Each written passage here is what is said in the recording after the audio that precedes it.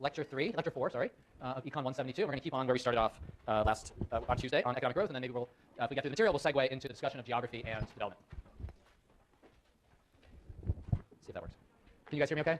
Yeah, okay. Great, so lecture 4, maybe we'll sneak into a little bit of lecture 5 today. Any questions before I get started?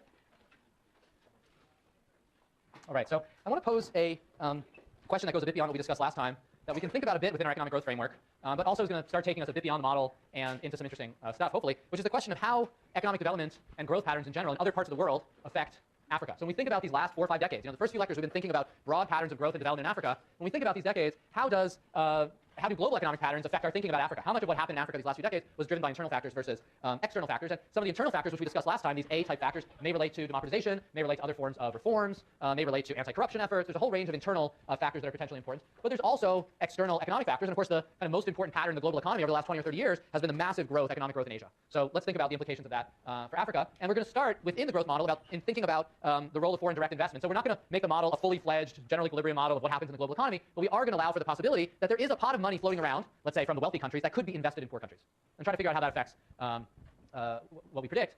A second channel that we're going to talk about, we're not going to model explicitly, but is relevant, is going to have to do with not foreign investment, but international demand for the products that are either grown or made in or mined in sub-Saharan Africa. So we'll get to that in a few minutes. But let's start with the clicker question, because I want to get people's sort of baseline views here on this question. So please take out your clickers. In the past, say 30 some odd years, has economic development in Asia, particularly in China and India, overall helped African development, hurt African development, not had a meaningful impact on African development? Does it vary so much from country to country that we can't characterize this relationship? Or E, is this just like a crazy question? Can't say. No idea.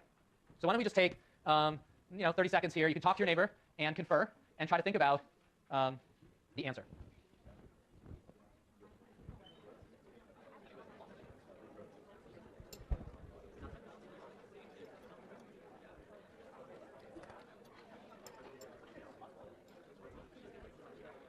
Another 15 seconds or so. So if you haven't voted, get your vote in.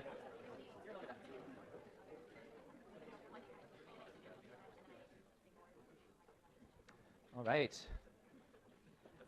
let's see what everybody thinks. A lot of A's. So 58% say Asian growth has promoted African development, 13% hindered, 8% neither, and then 22% think that the circumstances of each country are so different that maybe it's hard to characterize this relationship. So there's no one definitive answer to this question, but let's talk about a couple of different channels, some of which would go in one direction and some of which would go in the other, and then we'll start thinking about whether you guys maybe at the end of the discussion have the same view or different view, or it reinforces your view on this relationship. Okay, that was interesting. So again, let's extend the growth model we went through last time to think about what would happen if there's some foreign direct investment. And let's call this pot of foreign direct investment X. US capital, European capital. And even though I'm not going to model explicitly, imagine that when these investors invest this capital X, they get some return out of it. They get some share of the extra production that's caused by their investment. So we're not going to model that, but that's the reason they're investing. They're getting some kind of return. Okay. How does this affect steady state capital per capita, this K star that we were focused on last time, if I'm the country that gets X? And for simplicity, imagine that a particular region either gets all of X or none of X. Just for simplicity, there's some reasons for that. There's some reasons why you might get what we call corner solutions, which is imagine if you're negotiating a deal, an investment deal, that takes time and energy. You don't necessarily want to split up your pot of money across 20 different deals. You find the best possible deal, negotiate once, throw your capital down. So that's kind of the model in the back of our minds. Not perfectly realistic, but simplifies things. Okay, so what does the evolution of the capital stock look like now? It's very similar to what we had before. The change in capital is whatever we're investing locally, the savings rate times Y, minus depreciation, plus X if this particular country or region gets X. So when you work through it, we can solve for K dot equals 0, and we get this condition. It's almost the same as what we had before, but now we have a minus X here. So intuitively, I think everybody can guess what the answer is going to be. If you get this inflow X in every period of foreign investments, what's going to happen to steady state K star? Is it going to increase or decrease? It's got to increase. You're getting more investment, more capital. Now we've broken this connection between local savings and the capital stock because you've gotten some investment. Yes? We could. So if we were, we could definitely do delta. And let's say we had, usually when you have continuous time, you would do K dot. Maybe when you have discrete time, you might use delta, but it's really just notational. So if you want to think about K dot as delta little k, that's fine. Okay. So the graphical solutions, just what you would think it would be. Let's move this out of the way.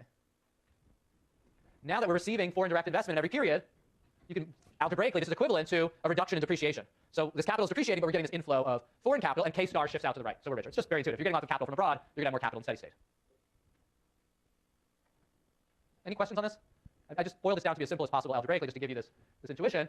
So how does this relate to real world development? Again, let's go back to this thought experiment of Western investors with this pot of money trying to decide where to invest it. And let's imagine we're back in the slides from the end of lecture last time. There's an A, that institutions term or technology term, A sub Africa. There's a certain technology in Africa. And then there's an A sub Asia or sub China or sub India. But let's say A sub Asia.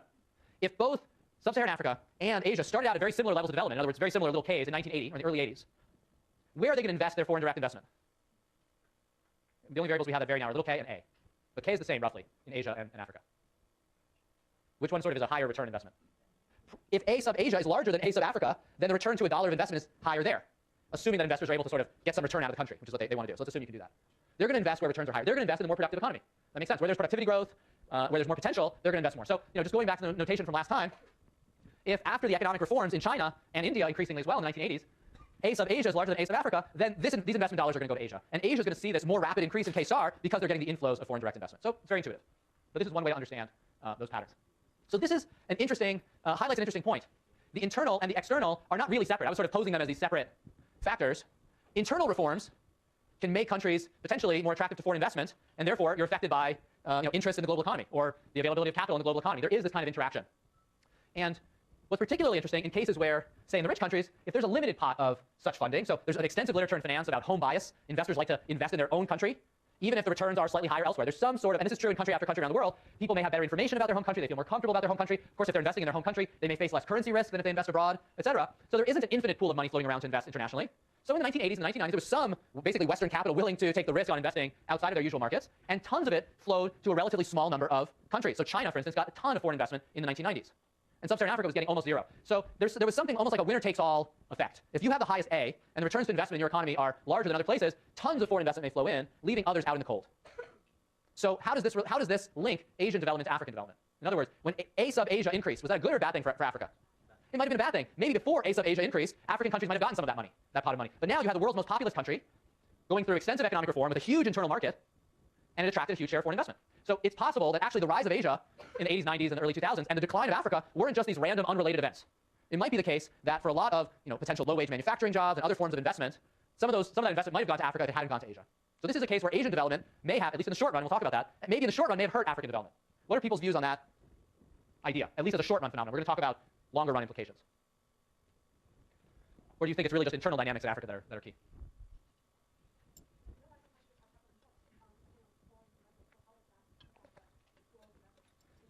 So that's a great question. What about capital controls? Maybe some of the lack of this inflow of foreign investment in some African countries might have been due to capital controls. And that's certainly the case in some countries. So like a lot of the world in the 70s and 80s, African countries were also divided between a more capitalist, pro-Western block of countries and a more socialist block of countries. And especially in a lot of the more socialist-leaning countries in Africa, there were extensive capital controls. Foreign investment was difficult. The same was true elsewhere, where there were countries with different economic philosophies.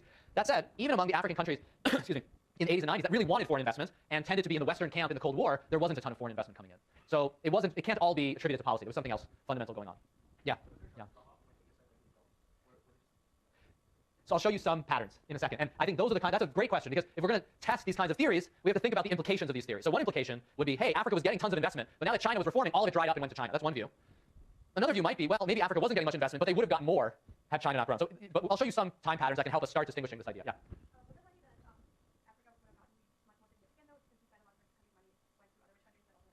Well, that's a really great point. As we were saying, there really was this kind of limited pot. There wasn't that much appetite. People have traditionally in the U.S. or Europe seen investments in emerging markets as very risky. Even in some cases they are. There's less of that view now than there was before. But yes, most investment went to other rich, productive countries. There was this limited pool of money that was mobile, and most of it went to the most productive developing countries. It didn't go down to countries with very low A. So that's a great point. Okay, so yeah, another point, Martin.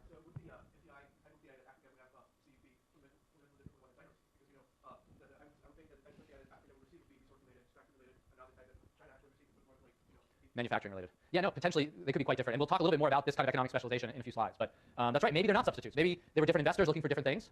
So once we get into the fine-grained details, maybe this holds water, maybe it doesn't hold water. But the big picture idea is something we should keep in mind, that there may be this race for dollars. Countries, especially poor countries, if you read the newspapers in lots of developing countries, they care a lot about how their country is ranked in these global competitiveness surveys. There's various business groups that rank countries in competitiveness, red tape, taxes, how easy is it to do business in the country. And they're doing it precisely because they're trying to compete for foreign investment dollars. And they don't want there to be a perception that they're not a good place to invest. So there is a preoccupation about the relative ranking that countries have. I remember being in Tanzania, must have been 6 or 7 years ago, and it was front page news in the newspapers that Tanzania had dropped 2 spots on the competitiveness index.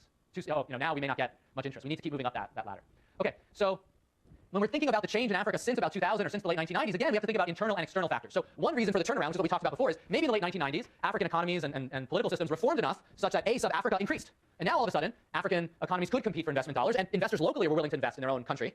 So the democratization and the economic reform could be part of the story. At the same time, that improvement in A potentially releases all this external capital and external support, so internal and external. But that's one explanation. The rise of Asia in the global economy has set off a lot of complex changes, though. It's not as simple as saying, well, Asia started reforming, so they got lots of capital, and that's the end of the story. That's sort of the beginning of the story in the 1990s. Since then, a lot else has changed. Income levels have risen a lot. There's a tremendous amount of demand in China and India and other growing Asian countries for minerals, for fuel, for petroleum, for raw materials, for agricultural commodities, for cotton, for soybeans, et cetera, et cetera, et cetera. And the consensus among international economists is that increase in demand has pushed up global prices for a lot of those commodities. Since African countries produce a lot of those goods, the rise of Asia, even if it hurt Africa in the short run by diverting foreign investment, if the rise of Asia economically leads to much more demand for African products, it could be a very good thing for African economies. And this is really the crux of the debate over African development among people who specialize here. When we think about the economic turnaround in Africa after about 2000, it turns out that was around the time a lot of countries were democratizing, around 2000. It's also the time when global commodity prices start increasing a lot.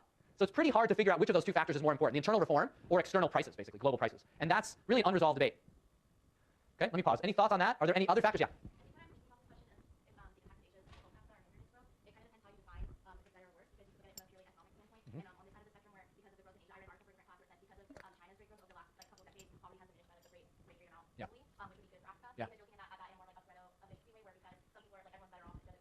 Yeah.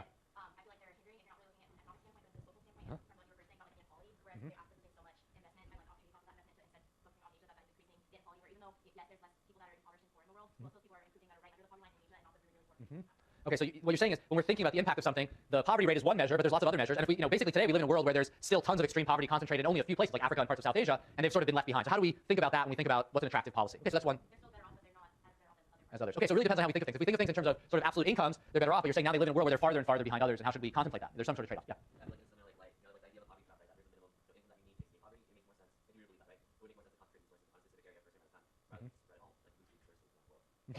That's right, and you're raising what's a more sophisticated argument, and we're going to come to some poverty trap arguments later, but the idea is if the only way you have sustained growth is by raising per capita income above some floor, some threshold, then exactly as you said, if all poor countries' growth is sort of slow all the time, they all just sort of limp along, whereas if one country at a time gets lots of investment and sort of takes off, eventually everybody escapes poverty. Now, poverty trap theories are very controversial in economics.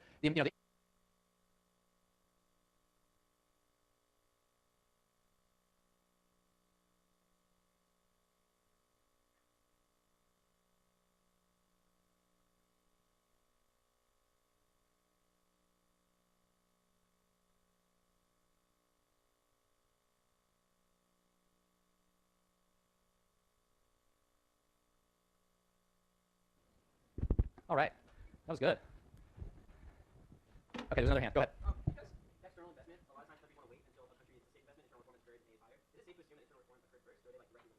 This is a very open question. So the question is, yeah, does reform have to come first before you get the investment? Is sort of your point. And that's, again, there's no clear answer to that question. There's plenty of regimes in sub-Saharan Africa that are unreformed, dictatorial, no property rights protection, et cetera, that get tons of resource investment. And somehow there's some kind of deal that these foreign investors are able to reach with these regimes to extract resources, despite the fact that it looks like institutions aren't really reformed. So there's really no clear answer to that. Yeah.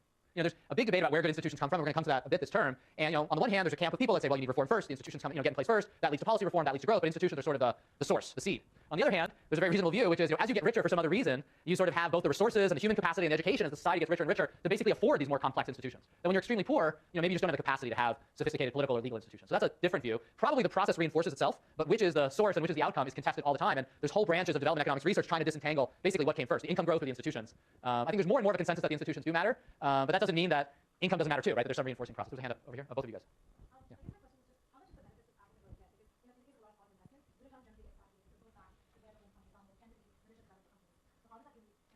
Yeah, I think this is one of the most sort of politically contentious issues around foreign investment anywhere, but in particular in Africa, and it's something that's in the news and the media. And I think here, this is a case where the nature of the investment is very important. So for instance, a foreign investor who enters a public-private partnership with the government to build a road, well, once they build the road, people can use it and they can ship goods on it and transport costs are reduced. So clearly there's going to be some kind of economic or social benefit from that road. Yeah, this company was paid to build a road, they invested, but they may get some return off tolls or something else, but you would think there's clearly a social benefit. For even some mining investments, where again, people say, well, the minerals are extracted and there's no benefit, depending on the type of mineral, depending on the type of mine, there could be a lot of employment generated. It just depends. Some types of mine generate lots of employment, others less employment. If the investment generates lots of employment, presumably, again, they're labor market benefits. So it's very contentious, and there are some investments that you can